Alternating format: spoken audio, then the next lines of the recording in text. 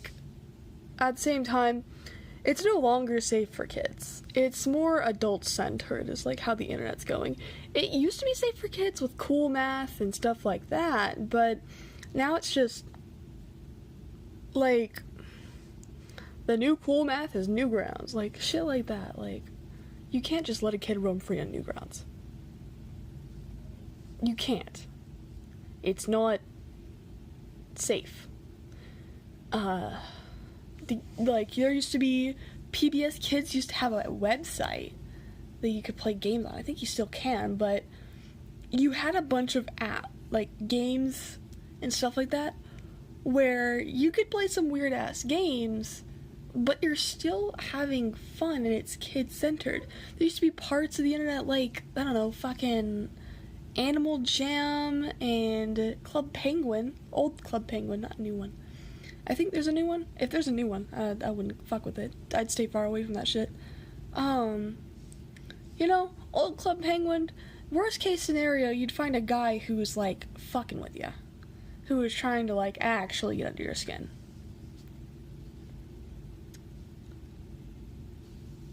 And the Flash games got taken down a while ago.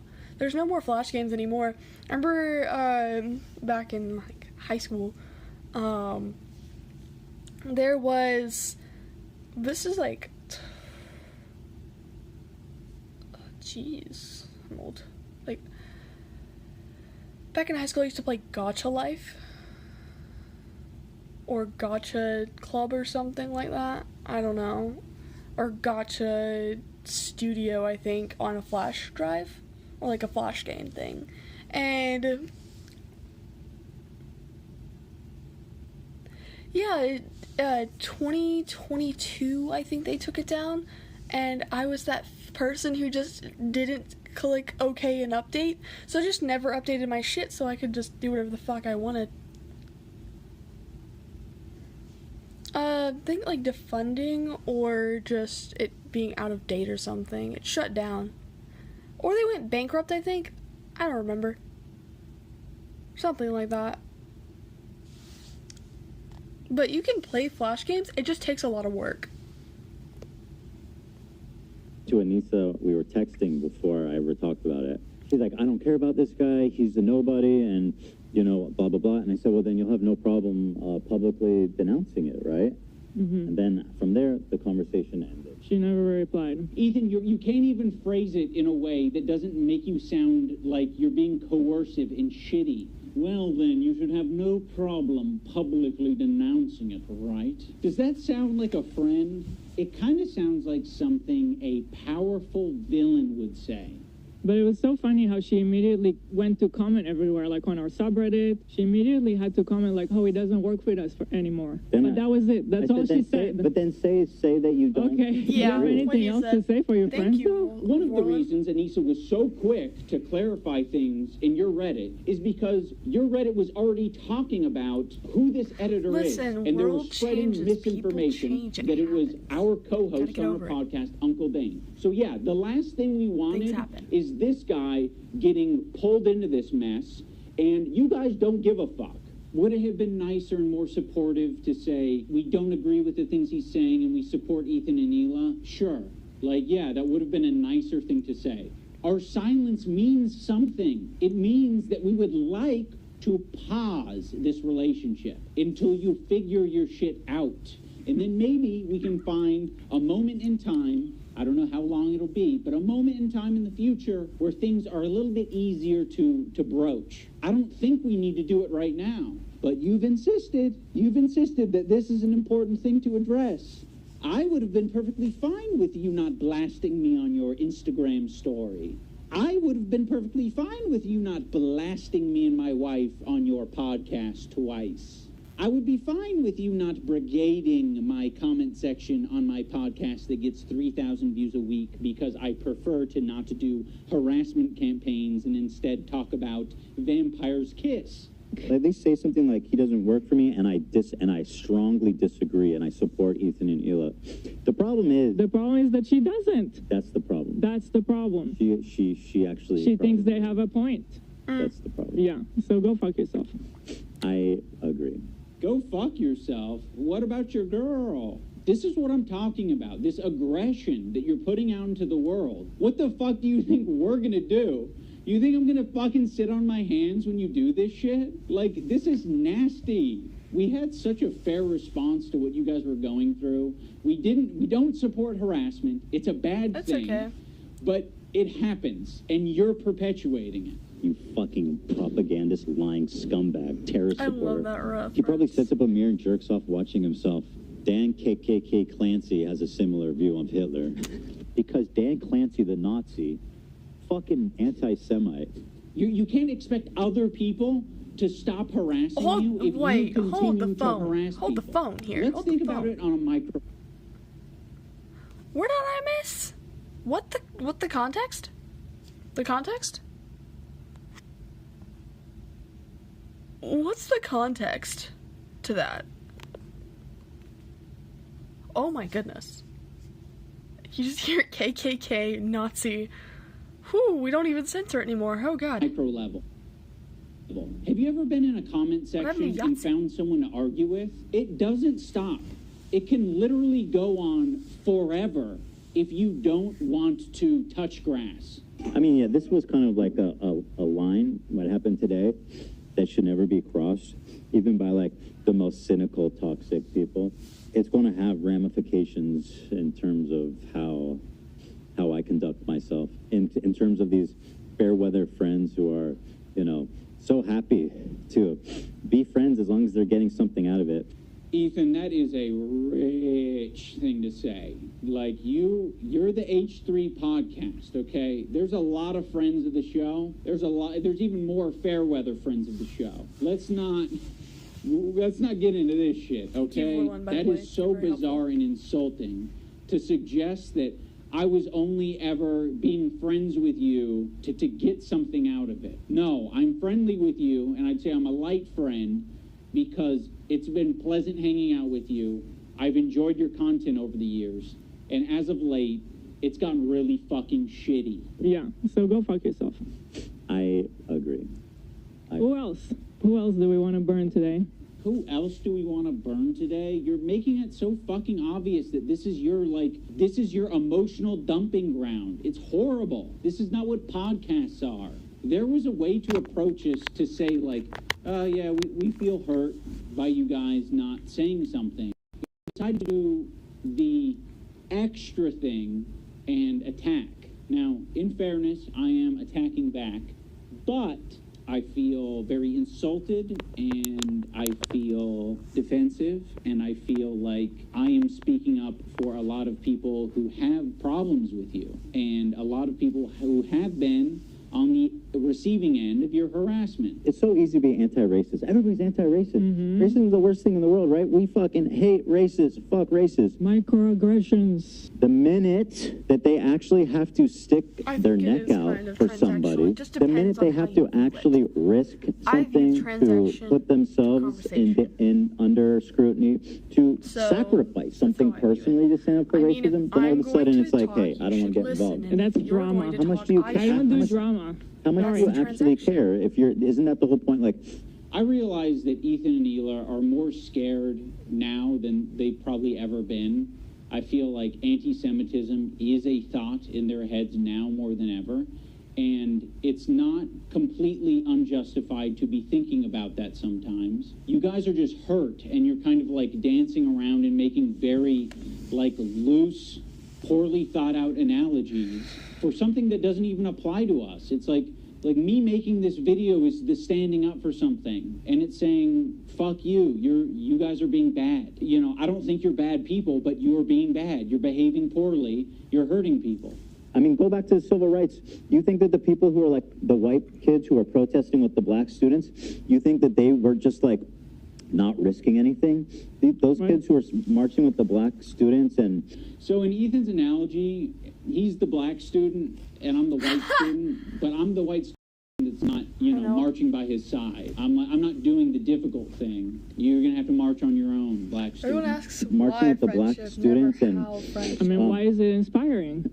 Why is it inspiring? Well, and it's the same thing, to bring it back to the song just because, but it kind of is the same thing. Like, I was thinking about going to Gaza until I found out it's dangerous. He's a total performative activist that doesn't give a single fuck about the cause.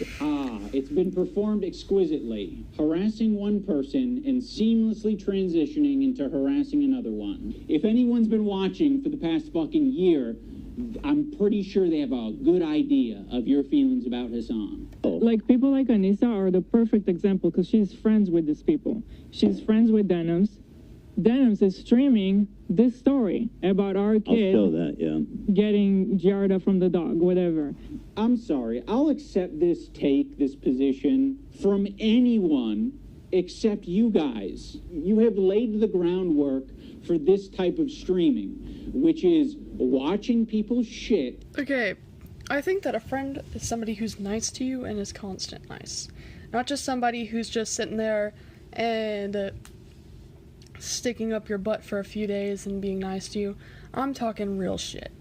I'm talking like they'd buy you food, they give you money, but like when you don't ask for it, because otherwise that's not a friendship. Like, you'd be like chilling out and you like need something, but you won't like speak your needs, but they'll know. They'll know. They'll know you need something, and that's what's important. Like, you can say, oh, hey, I need a pair of scissors on like a day at school or something, and then they'll give you an extra pair of scissors or something and be like, hey, keep them in your bag, but try not to lose them, you know? And if not, that's okay, you know? A friend is somebody who would sit with you at lunch. So a friend is somebody who'd come over to your house, not wreck it, and probably watch your favorite show with you. That's what a friend is.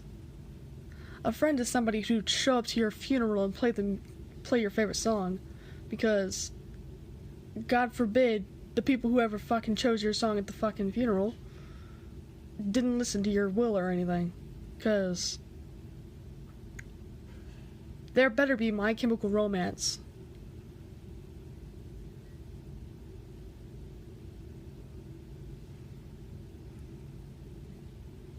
Yeah, like, if they genuinely want to go out of their way just to help you, they're your friend. Otherwise, they're not worth your time. Like, if they would go out of their way to help you, and they would not try to hurt you, put you in harm's way, or they would have a filter with you because they know your limits and boundaries, and they respect your boundaries by not going past them, asking what you want, and then giving it to you in return. That's a friend.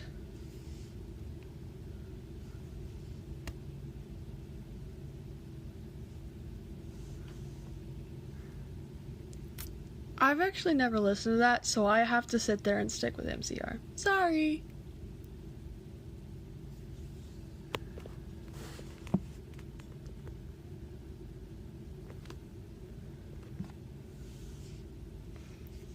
Okay. Anyways, that's what a friend is. If a friend's gonna be an ass to you, they're not your friend. They're just somebody trying to use you for money. And giving your unfiltered reaction to it. Why would you expect Anissa, of all people, to say something to Denims? Okay, so by that logic, we should be saying shit to you guys all the time. But I have a feeling you guys wouldn't like if we said shit like that to you all the time. Yeah, we've been respecting you as independent content creators. You can do what you want. We'll treat you as adults. Maybe we shouldn't have been treating you as adults. She could say so much, and it would make her a little bit uncomfortable, right? It's not comfortable. She'll get a little bit of shit. Yeah, just for but saying that would be commendable. And by the way, it kind of speaks for itself that saying, hey, their house is clean, they're, they're actually good people, like that's going to get you shit. That kind of says it all, doesn't it?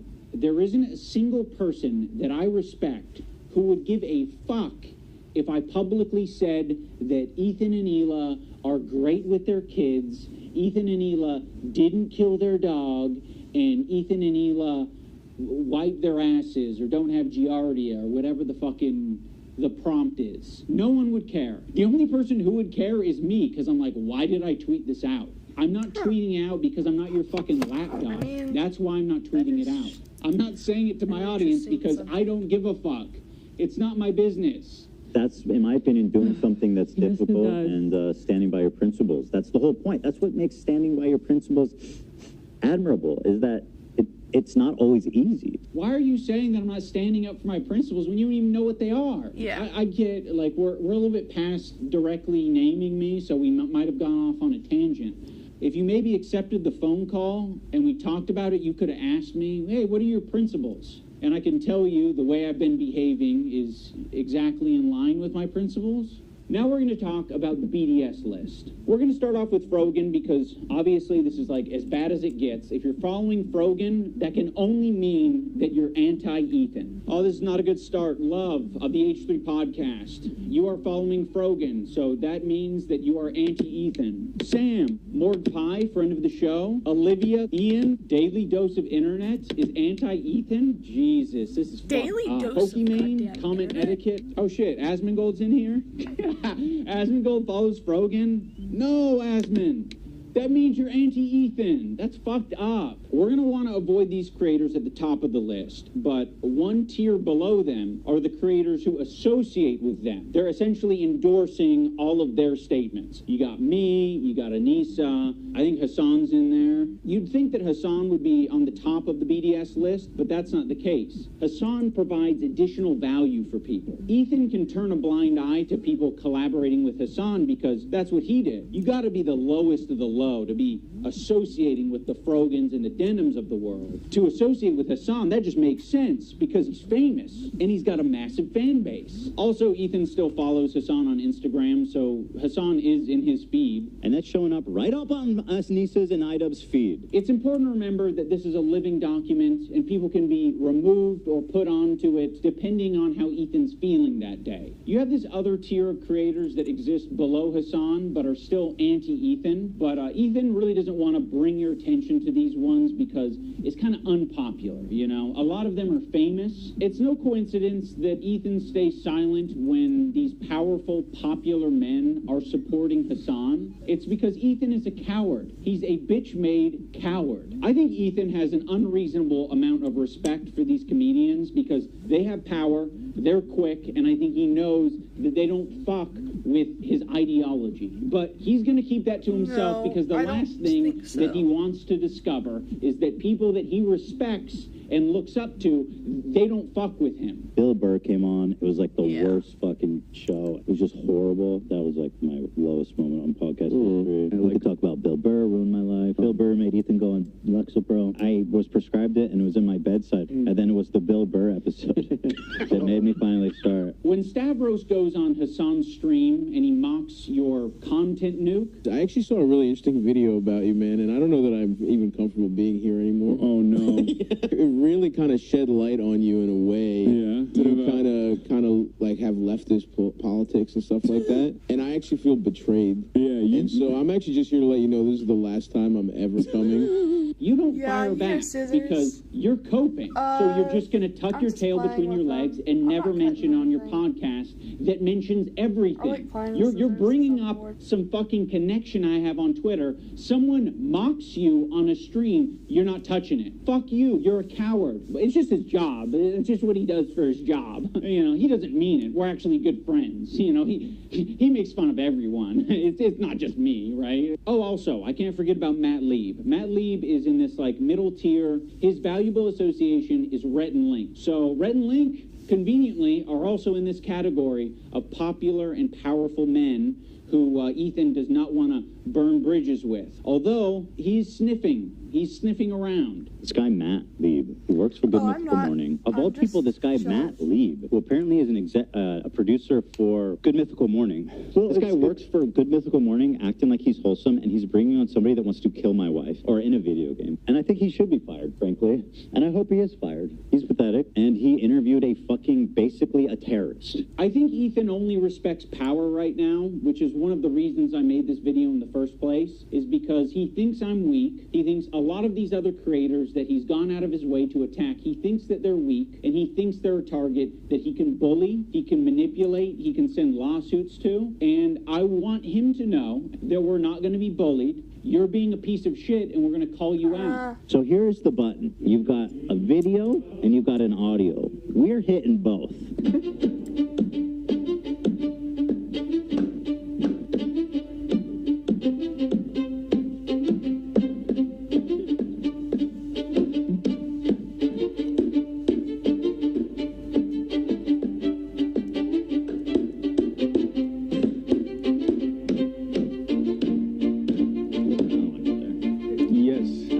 There's no point. Let's leave. Yeah, there's no need. Yeah. But shit, like, how pathetic are you?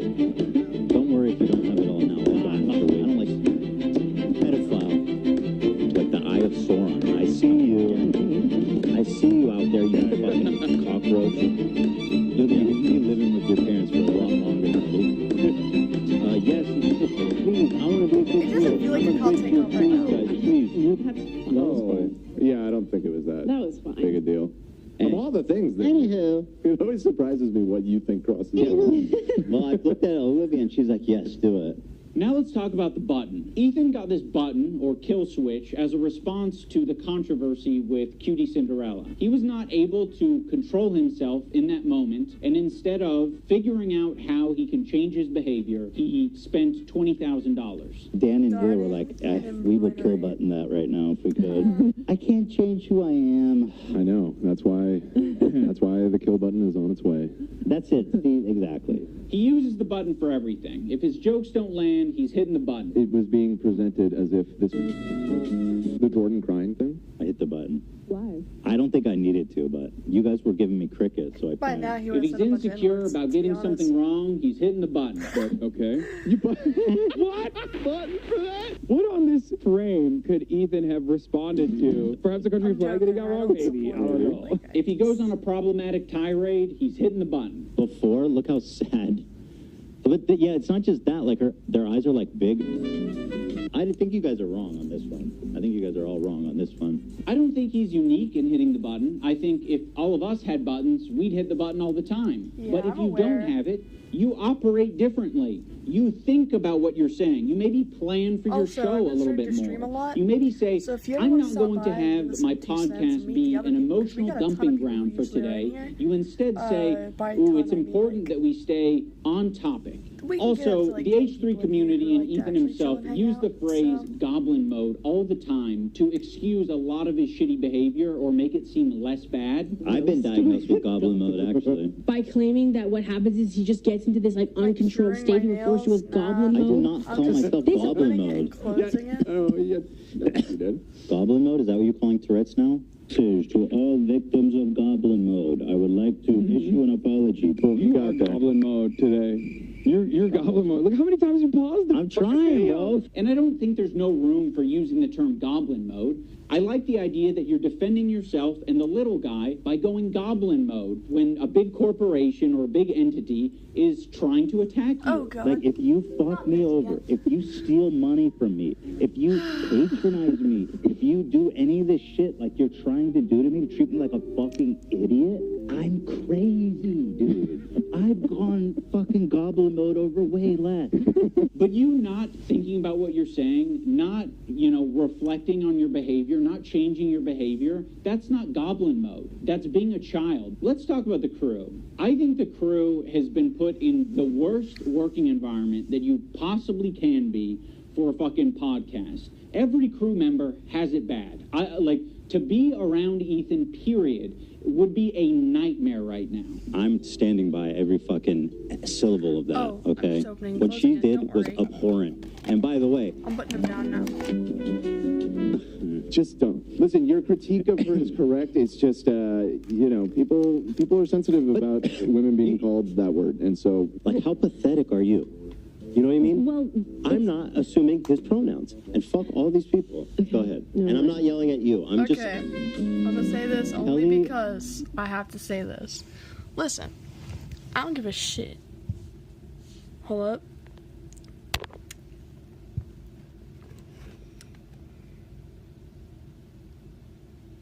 You're good, Legacy. Or, I say Legacy.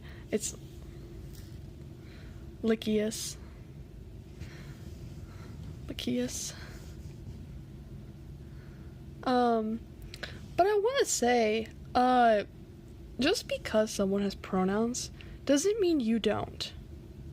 And so it wouldn't be nice for me to come up to you, and you are a cis het man, and then I come up to you, and then you're like, hi, I'm the insert name here, which in this point, Ethan, and then saying, well, I don't fuck with these pronoun bullshit, so, this and this, and then, like, you misgender somebody who's, like, very dear to me. It wouldn't be nice for me to even go up to you as a person and say, you know, oh, well, hello, Athenia, like, hello, Athenia, how are you doing? And saying, oh, well, yeah, she does this and she does that. Because it's disrespectful, isn't it? Because you don't identify as a woman, so why the fuck are you calling other people women who do not identify as such? Like, do I really gotta go there? Thank you. I really gotta go there. Is a black woman, right? Yes. Mazil is a Korean. Oh, Dan, come on! You're being such a buzzkill. Yeah, I didn't know Korean. I asked if Koreans are POs. God. You know, Dan's in the bathroom. Let's just not do this right now. I asked if Korean people are POCs. The one time the button didn't work and we listened to how he spoke to AB without thinking that the internet was going to hear it, it was rude, it was nasty, and it didn't have this caveat of like, I'm not mad at you. It was anger, and it was uncalled for. Use, they get access to cover most of it. Doing it. What are you doing? So awkward and terrible. I'm sorry, I'm not... Just like, this is what I'm talking about when it's always like... We need to get home for our kids. It's like, bro... Oh, no, I didn't want to finish it right now. I was just talking about finishing Wednesday. On Friday. Is it? You guys, like... All right, I'm taking my hand up.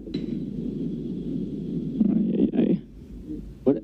Okay, well... all that. Thanks, Button. And he didn't want to take accountability for it. He immediately wanted to deflect, and he wanted to say that the button fucked him. First of all, I appreciate the hard work. I know you do. And I loved it, and I really enjoy it. But it's like every time we do it, it's like the show is what it is, and... I know, it makes it... I was being selfish.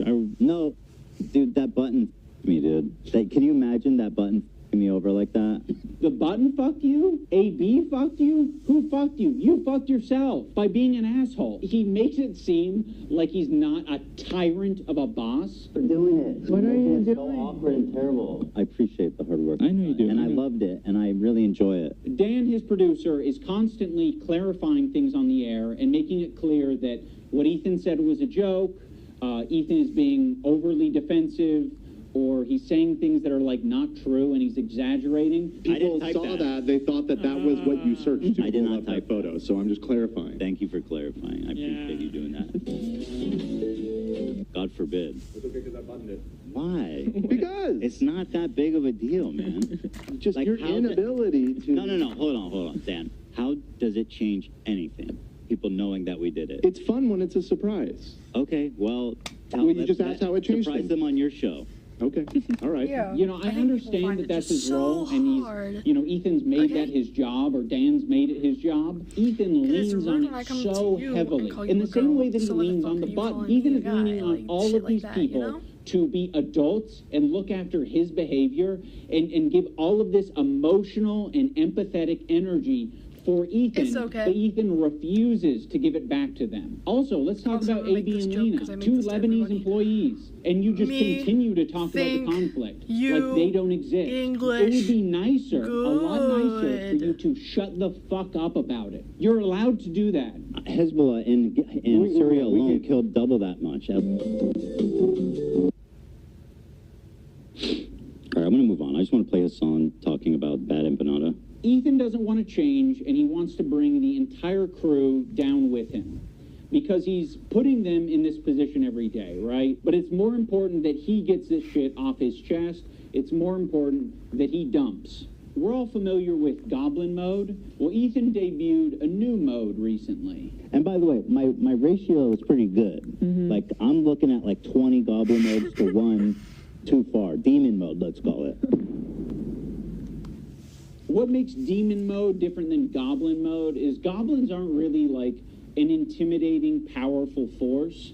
If the goblin is persistent, it can get what it wants. When I'm done with the other one, the big one that's dropping probably next week, my full attention is going to you, George, like the Eye of Sauron. I see you out there, you fucking cockroach. Ethan, the reason the internet got behind you when you were being sued by Matt Haas or when you were being sued by Ryan Kavanaugh is because people saw you as the underdog. They saw you as the guy who's defending the common man. I'm suing, and I cannot wait for you guys to read it. At the moment, we are writing 3 complaints for 3 people. You are doing the classic rich asshole thing. You have a deficit of friends, you have a surplus of enemies. You feel really bad, you feel hurt, but you also have a surplus of money. So what can you do? You can use that money to bully and intimidate people. These public legal threats that you're making to fellow creators, these legal threats that you're making to people on Reddit, on Twitter, you're like, I'm hurt. These people are hurting me. What do I do to stop it? There's nothing I can do to stop it. I'm powerless. No, you have a ton of power. You have a ton of options. You have a ton of choice. That's exactly what you get for being filthy rich, is you can do all of these things.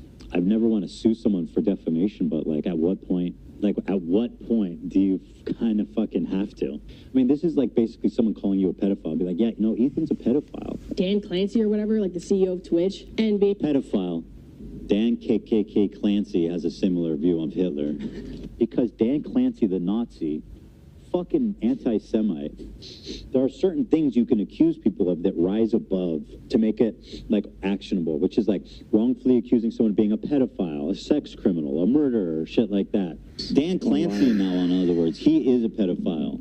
You have so much less to go off of saying that than anybody has about based dreams. on his looks. Just on his based on his Well, at least you're self-aware. That's 100% a joke. I have no evidence to conclude that he is. One of the more notable legal threats that Ethan has sent out recently is against Noah Sampson. I have nothing but vibes to gain, and potentially your money as well. Don't worry if you don't have it all now. I'll garnish your wages. You're going to be living with your parents for a lot longer, buddy. 26, you know what I mean? Try 46. Noah made a video that was critical of Ethan and other content creators when they're talking about Israel and Palestine. I mean, the way he's talking about Noah on his podcast is so fucking creepy and weird. Is this a new thing? This is a new thing. This happened during the show. Upon initial examination, it seems to check out, and it's not great for young Noah. Can I say that? Don't say it yet. I'll say it. So he's a rape. So, of course, his standard. I don't know what he's accused of, so I'm not actually going to say, but Ethan brought on a former partner of Noah to basically just shit talk him and say that he's a bad partner. But that's all that Ethan was able to extract out of it. You are not accusing him of committing any crimes or doing R-word or anything like that. The accusation is that he's a sleaze. Absolutely. Noah Sampson, as far as I know, is not a rapist. Fuck you to Noah Sampson, who's not just a liar and a scumbag, but also a creep, allegedly. Allegedly. Now let's talk about the left-leaning Democrat. He presents himself as someone like me, a left-leaning Democrat who supports basic things. The thing that made me start to question Ethan's intentions is that when he was suggested to talk to Sam Cedar, a fellow progressive, a guy that Ethan respects and looks up to. He works with Sam Cedar at the Majority Report. I respect him and what they do there. He kept saying that it was racist or anti-Semitic to suggest that he talked to someone who's within the same ethnic group as him. That's why I said yesterday, I urge Ethan to talk to Sam Cedar. There are very thoughtful, very kind anti-Zionist Jews out there that he could talk to. I don't think that I will be able to reach him. What's the insinuation that I only listen to other Jewish people? You need to talk to my pre-approved list of Jews that agree with me on everything. It doesn't matter if they're Jewish, dude. It doesn't matter if they're fucking Jewish. I think most Jews. I don't think Jews at large view it. I don't think that is the... In what position are you to even say that? It was not motivated by myself. It's motivated by Jews against anti-Zionist Jews. Seriously, how can you speak for my entire ethnic group? I find that really interesting. Ethan, I don't know what to fucking tell you. This is like step one of having a leftist ideology, is recognizing our race, religion, nationality, all this shit, all shape our experiences as people. That's the reason why it'd be better served to have this conversation not with myself, but with an anti-Zionist Jewish person. Why does it matter if they're Jewish? Because I'm not Jewish, and you've said in this conversation that, like, how can you tell me how to feel about the situation? Yeah, but how is one person a representative of Jews at large? I'm just telling you how Jewish people around the world interpret that phrase. So yes, Ethan, on occasion you might be suggested to talk to someone who has some crossover with you. It doesn't have to be your ethnicity. It could possibly be someone who shares progressive ideology with you. It could possibly be someone who is of your same gender.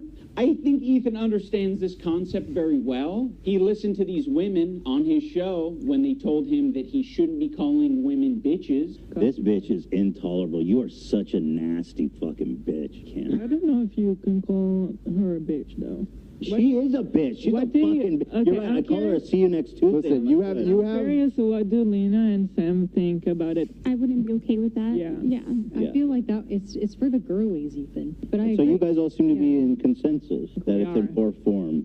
I think to respect the women here in the room, I'm going to have to pass on saying that. The infantilization of Ethan Klein is fucking nauseating. He's not a child. He is absolutely capable of looking into Hassan, learning about his politics, interviewing, doing loads of things to figure out where he stands. He presents himself as someone like me, a left-leaning Democrat who supports basic things. And for the first time, I noticed an inordinate amount of radical, hardcore leftists. I mean, I thought we were social democrats, not whatever this was. This comment from Hassan really started to sound some alarms in my head. I was already getting uncomfortable with our partnership. I started to wonder if I had any idea who this guy actually is. You made how many episodes with Hassan? Like, this guy made a fucking program with the biggest mega leftist on the platform. Now he's acting like he was tricked and he was incapable of figuring out what this guy's beliefs were. Bro, I didn't make the fucking leftist Honestly, program. You I did. just think it's you a made bunch of fucking, stuff. what, 60 some odd We're like- episodes of this okay, shit hold up. for I'm gonna hours keep this talking going to this 'cause I wanna guy? finish it. You didn't have a problem with any of but it until I think that it's just a Ethan bunch talks of about being aware of content Hassan's or 9/11 creator comments drama. and then sort of leaves To be it at honest. that. Like it was just a joke. Actually, I think Ethan describes them as edgy moments or jokes. You might remember him from such classics as... America deserved 9/11, dude. Fuck it, I'm saying it. Now, to be clear, I knew about all these edgy and controversial jokes at the time we made the show together, because who am I to judge? No, Ethan, those aren't jokes, right? When someone makes a controversial statement like that, that's not them trying to be funny. I can understand why you would conflate the two. That is someone who is extremely frustrated and passionate about a particular topic. In this case, American imperialism and terrorism. You could have looked into that. You could have talked to Hassan a little bit more and found out what his international politics Where's the opinions skits? are. But you wouldn't even need Give to me do the that. skits. You can look at it online. You're not Where's a the victim. part where You you go weren't tricked. visit them You and made say the 60 some N-word? odd episodes. If you didn't want to go down this route, you shouldn't have Where's done the it. part where But that you was your dress up fucking as choice. pregnant You did Spider-Man? it. You are an adult. When Ethan and Hila are watching Matt Lieb saying that one state doesn't represent all Jews, Where's they the cannot pregnant wrap their heads Spider-Man? around the idea. Where's Elsa getting the Spider-Man pregnant? Where's the mitten preg? Where's How the Jewish yowie? people around the world interpret that phrase. No single person represents all Jews, as no single state represents all Jews. This is another weird thing. Oh my God. Israel, this is a lie that I see Hassan and people pander. They say that Israel's going to war on behalf of Judaism. They have never, I don't believe that that's ever been stated. And I don't think Israel ever explains that it's like, I think Israel says it's a place where Jews can go. Israel is just a place Jews can go? With that slogan, we might actually Exactly. have peace. You know, if that's all Where's you're the part where defining he gets the Israel shit beat out of him? is a place Jews can go. Like, sure, it sounds like America to me. Like, And all he right. dies. I don't think that Israel said they represent all Jews. I don't think that's a stance. We're like, hey, displacing Palestinians is all Jewish people. Ethan is being so disingenuous here to suggest that he doesn't understand what Matt Lieb is saying. Like, he's making a semantic argument. Like, I don't think Israel has said that it represents every last Jew on the planet. I don't think Israel has claimed that. they're not going to say that their most genocidal behavior represents anything to do with them, okay? But what they are going to do is they're going to inexplicably link Israel and Jewishness together, so when they're being criticized, all of a sudden they have the perfect defense. Oh, another thing I need to mention. There was a tier list. It was called the Who Can Say Habibi tier list. It was presented at TwitchCon as like a panel that was just meant to be lighthearted and fun, and Ethan Klein saw that, and he decided that it was anti-Semitic. Tier list them, and we're going to need your help to discuss and figure out who can say Habibi and who can't. And also, we have tiers. We have Arab coded. They ask permission to say Habibi. You know, like you got like a white guy's like, can I say it? Is it a slur? And then Love Sabra, which is they're not Arab coded at all. Now, when I first saw this tier list, I immediately knew what it was doing. I was like, oh, it's a play on the who has the N-word pass and who doesn't tier list. Granted, Habibi is very different than the N-word, but it is a cultural word amongst Arabic-speaking people and Muslim people. Like, that is a word that's used. Habibi. It means my love. Oh no, don't do that, Habibi. Oh yes, Habibi. You're my Habibi, I'm your Habibi. So yes, it's meant to be a fun way that these Arab content creators can express their Arab culture and be proud of it and happy about it, because it's not like they have massive representation on the platform. Making a tier list based on race, and nobody has a fucking problem with that. Okay, you have a tier list based on race. Where's the Jewish panel? Where's the Jewish panel? Where at the top it says Jewish. It's a tier list based on Arab to Jew. He's Arab, which is good. That's the best thing you can be on this. That's the best. This is racist. I will say that conveying information through a tier list is not the most effective thing, but Ethan should understand this principle. He did a white slurs tier list with Hassan. Cracker. I mean, you know what my take is. We can't put this as an F. Cracker. I mean, that's got to be at least a D, right? Pale face, motherfucker. Pale face. I mean, again, I think that's an F. Hog. So Hog is my favorite. I use it all the time. Him and Hassan feel as though they are white guys, so they felt very comfortable talking about white slurs on their tier list. I think I'm more white than you. What do you think? I think I'm white. Like, I'm super white. Can you understand why Arabs might feel comfortable talking about Arab shit on their tier list, Ethan? You're the white guy. You think you're more white than Hassan. I think I'm more white than you. So, yeah, the white guy can say all the things that he wants, like cracker, but the Arabs can't have their tier list. I would put him also in Arab. I know Turkish people are different. Notice how they dropped the premise almost immediately that it's about who can say Habibi. And then it's like, Hassan, okay, actually, he's Arab. We fucking love him. He's dope. He's Arab. Habibi is an Arabic word. That is an Arabic word, Ethan. Funny about this whole thing is that they say Habibi in Israel. Again, people underestimate just how, like, mixed Israeli culture is. Like, we say Habibi in Israel. Yes, Ethan. Another piece of evidence as to why it isn't anti-Semitic. This is racist! If you're not Arab or understand Arab culture at all, which is a lot of Americans, and Ethan Klein presents you this tier list and calls it anti-Semitic, you're just going to eat it up. It's not. Ethan is just proving his location on this tier list under Love Sabra because he doesn't understand Arab culture. There's a lot of Arabs who eat sabra. There's a lot of people like me who eat sabra. A lot of the times it's all that's in the store, and I'm gonna buy it and I'm gonna eat it, but it is not the good shit. Like the average Arab American, they're gonna go in the store and the only option they have is fucking sabra, and that sucks that that's the only option, right? Arab communities and distribution facilities are not widespread across the U.S., so what are they left with? They're left with a common, relatable, shitty hummus, which is sabra.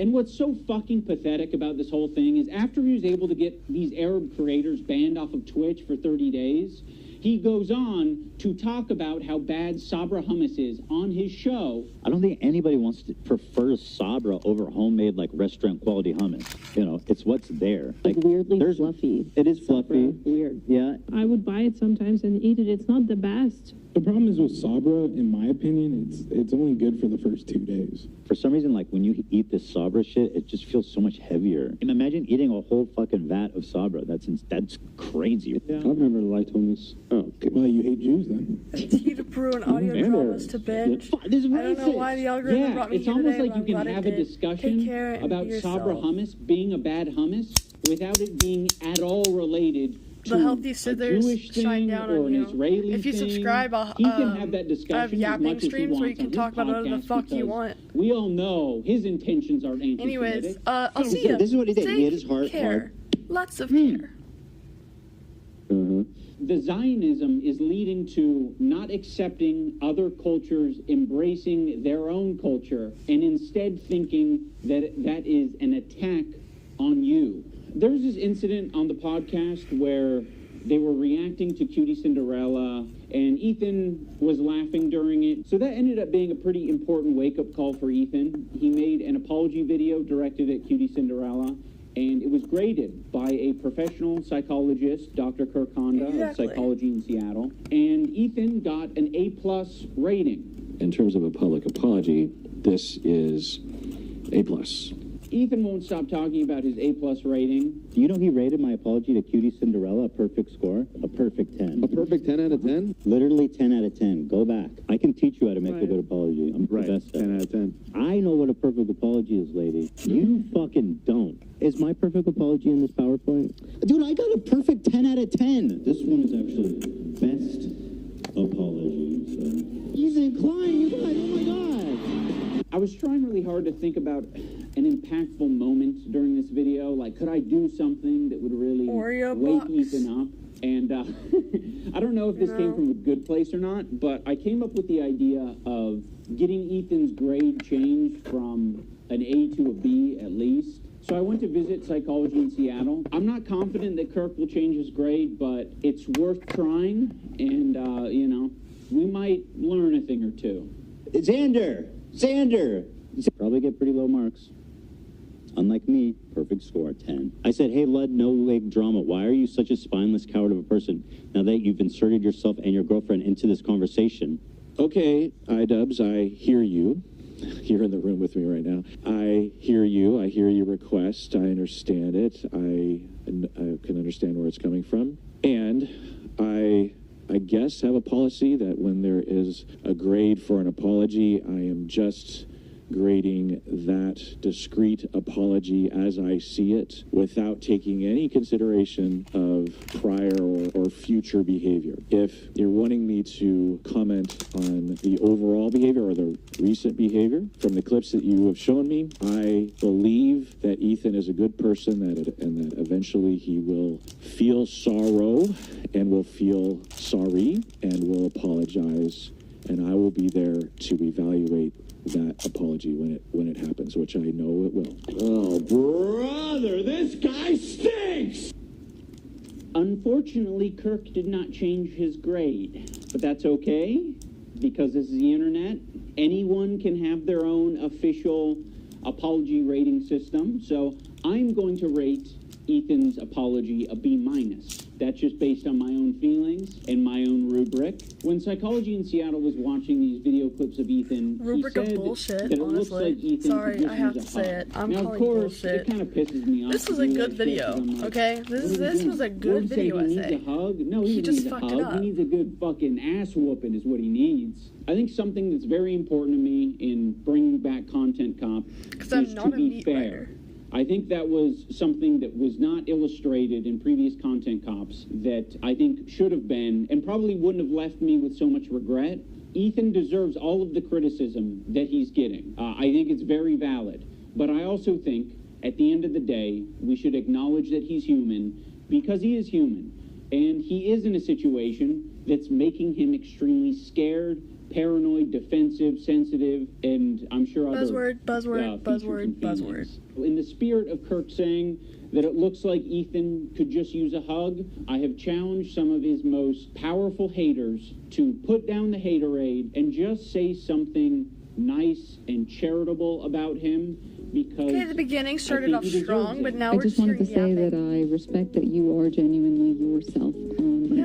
I think a lot of other people respect you for as well. I think that's a big reason why people were drawn to your content in the first place. I think that's a lot of the reason why your employees chose to work with you over anyone else. Ethan, I think it's respectable that you even began this journey to leave behind the anti-SJW crowd This feels and step like into a a more empathetic world. I know it's not easy. I don't Ethan like Klein, this. I think that when you are being goofy, when you're being Where's, like, silly, Ted when 2 you or are some being shit, like- lighthearted, and just having fun with your friends. I think that is when you're at your best. So I'd love to see more of that. That'd be sick. I will be reading my letter off because I don't want to sound robotic. H3 used to be the sports figure that I used to watch. I hope that one day gets back to what I remember. You were one of the inspirations for me to start creating content, so all this has stung. I hope you really hear this, and I wish you the best. I think Ethan Klein rocks a buzz cut pretty good, and I think he's got a good choice of facial hair. I think it's really cool what he did 8 years ago, fighting that frivolous lawsuit. That was pretty fucked up, and fighting it, he changed YouTube for the better, and I thought that was cool because I thought it was like he was fighting for free speech. I also see the dynamic of Ethan and Neil. I'm like, fuck, like, it's really hard to be a couple online and see people attacking your partner, and it's like, okay, like if you come to their defense, I don't know what that means. that doesn't always help them. Speak stupid right? for Sometimes that makes it worse for them. And I have been kind of slipping into a very unhealthy place where it's gotten worse and worse, and I get criticized more and more, and I get more defensive and more pulled up, a feeling of almost infallibility, that I could take anything on. It led me to make a lot of mistakes, and then when I was criticized for those mistakes, then I would act extremely defensive and nasty and not really processing them in a healthy way. Do we do it? Are we done? Yes! Chat, rejoice.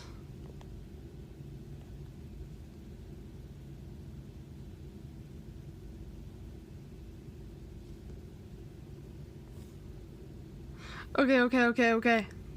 Gotta celebrate. Hey, hold on, guys.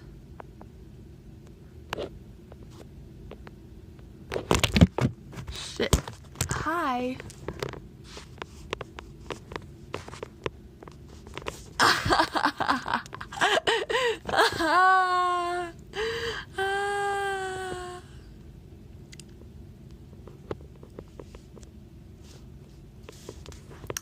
That's our celebration beer. Let us rejoice in the bullshit we just watched. Is over. I thought I was gonna get canceled today. So, maybe in the future I might, but that's up to the future.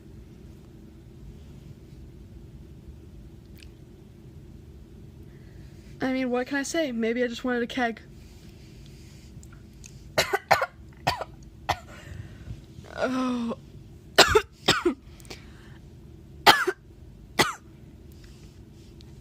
Oh god. What was that?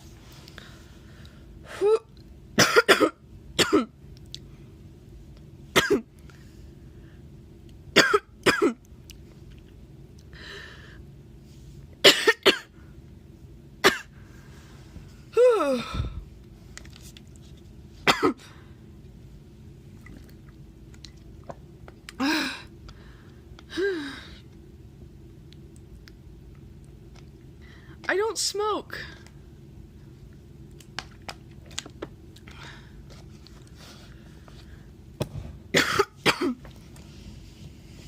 Anyways, so now that's over, I'm gonna end in like a good 10 minutes only because we've been streaming for almost 3 hours, gang. 3 fucking hours. And you're telling me I'm gonna keep going?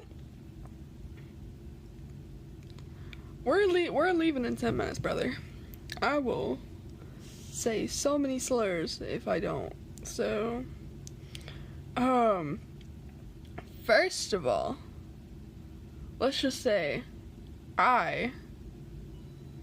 exactly, that was a long-ass video. I don't watch long-ass videos.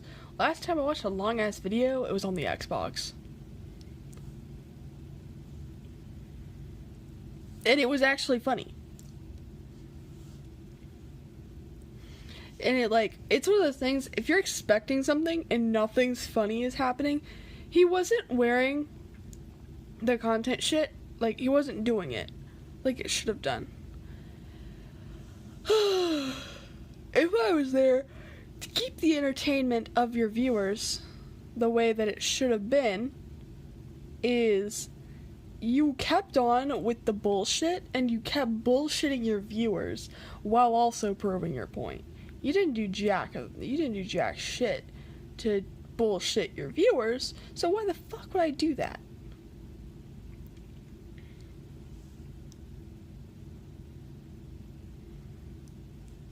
Okay?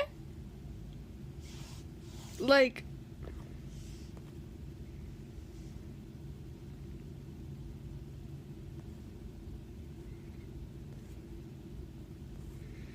the entire time, he didn't bullshit his viewers. He's supposed to bullshit his viewers. That's how he's gotten views in the first place. Hell. Yeah. Like, it takes a lot to understand. And for him to not bullshit his viewers just ruined the video. Like, I wanted to pay attention, but like, my attention span. You've made it to where we have an attention span that's only for certain things. Okay? Next time, if you're gonna continue and make another content cop, try to remember what you've done in the past and how you bullshitted other people into making us actually laugh, and so we can laugh. While keeping it serious, we need to have a laugh to keep us going. Monotone bullshit, where you're just going free Palestine or some shit like that, and I'm not saying that that's not important. I'm just saying that if you're gonna put something out there, you want to have it to where your viewers are getting what they've subscribed for. If you subscribe to me for my baking videos, goddamn, be ready for another one, because I am making a new one.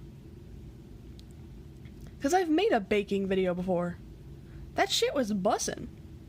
It was fire.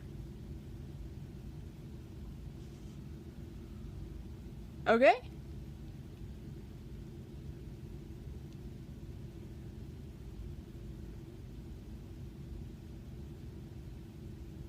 Like,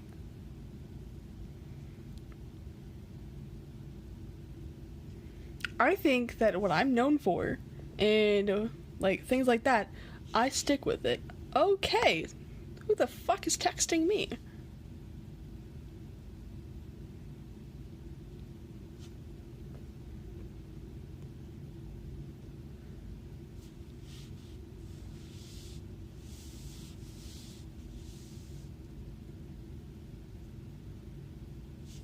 Okay, so someone's texting me, and it tends to be the one and only. Are you ready?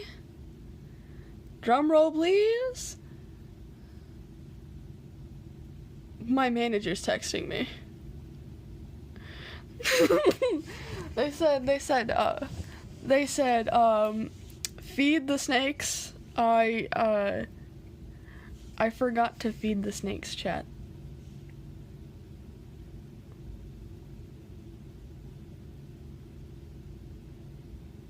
Oh, and then they also asked me what I wanted for, brekkie. They wanted to know if I wanted, like, blueberry muffins or, chocolate. And if I believe in, like, getting some good shit later.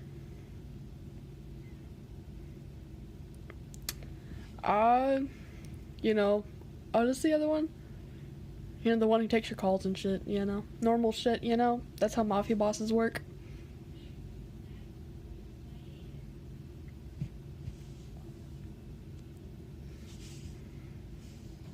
Mika.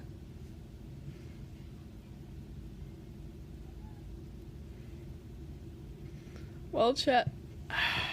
Getting ready to hop off. Whee! This shit's good. Oh, my back. I am tired. Anyways, talking to the VOD here for a second. Hello, VOD, lovely VOD. Hello, lovely VOD. Hello. Hello, hello. Yeah, well, I gotta go beat my cat's ass in a minute, so. Stop eating the carpet! The fuck was that for?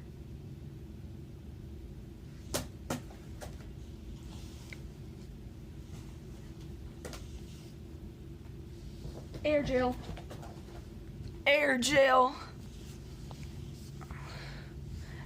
Air jail to the kitty. Cat gets air jail? Hello, welcome back. Well, we are just now ending our live stream. How lovely is it? You've missed everything again. I love when you just like tend to join when the stream's starting to end. Cause I'm leaving in like 2 minutes.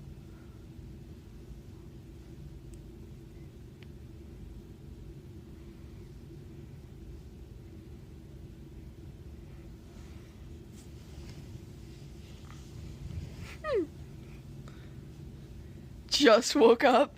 Yeah. I want to stream later in the night and stuff like that. Well, early in the morning for you, late in the night for me, if you get what I'm saying. But like, I'm just trying to figure something out. Otherwise, I stream late in the night for you, early in the morning for me. How much earlier? Well, I was saying later. So, early in the morning for Taya, it's gonna be... I'd say I'd start about now time, and then I'd end about 10 my time.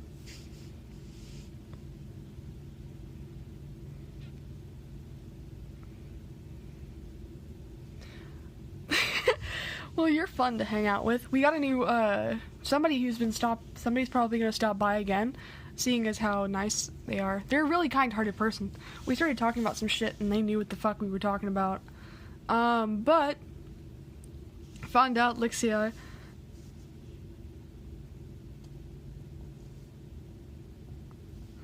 that's what I'm gonna start calling you, Lixia. Lixiasi.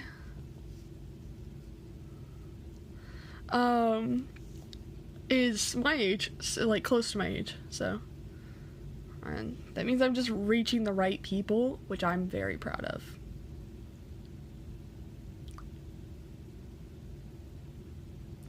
How does it feel to be, like, old? You know, we're just gonna we're at that age where you get married and have kids. Yeah, we're at that age where you have to marry and have kids.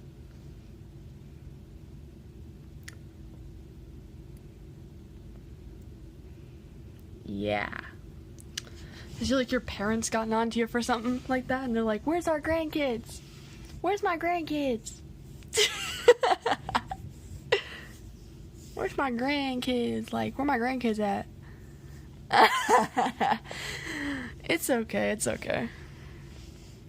You like what you like, and if you don't like anybody, that's fine. Like, am I wrong? Like, if you just don't like people, and, you know, that's just your preference, I don't give a fuck. Just be yourself. Anyways, chat, it's been a great night. Been a great night, okay? Or morning, okay? So I'm gonna say good noon mornings to everyone, and to have a great day to whoever's watching in the VOD. Thank you so much for watching. Thank you for tagging along with the bullshit, because let's just say we put up with a lot of stuff. Yeah? So, that being said, I wanted to say, make sure you take care of yourself, drink water, and if you've gotten this far, don't forget to like the video, because this is very important. Also, share it with somebody who actually has a long-ass attention span, so that they can hang out and hang around, so that I get more monies. I'm joking. I don't get any money from this. But yeah. Thank you so much for watching. Have a great time. I'm Yuki Sax, and I will see you guys next time. Slytherin out.